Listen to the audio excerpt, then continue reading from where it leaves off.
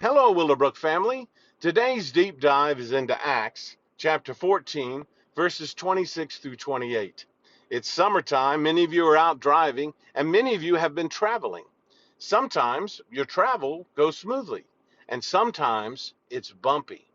Now, on those bumpy trips, if you knew how hard your trip would be, would you have done it in the first place?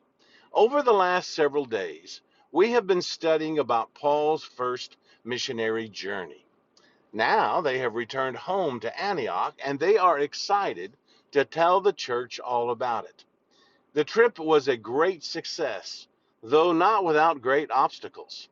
The difficulty of travel itself was one of them: 500 miles by sea and 700 miles by land.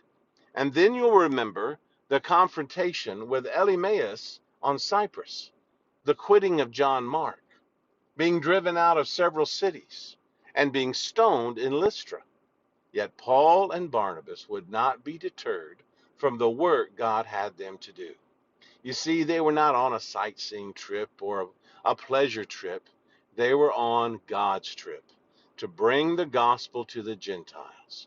This proved to everyone that the wonderful work of the Lord with the Gentiles at the home church of Antioch was not unique. God wanted to replicate this work all over the world. Paul and Barnabas were obedient, sharing their faith in the good news, and in turn, God was faithful. You see, Paul and Barnabas never had to pound on any doors or force their way into anyone's life.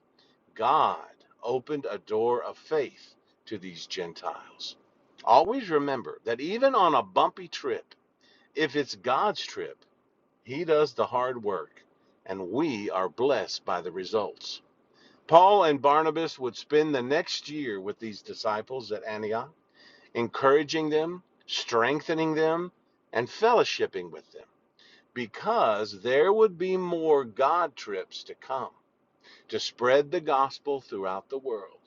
And some of those trips would be very, very bumpy. But would it be worth going? Absolutely. Have a great day in the Lord, Willowbrook.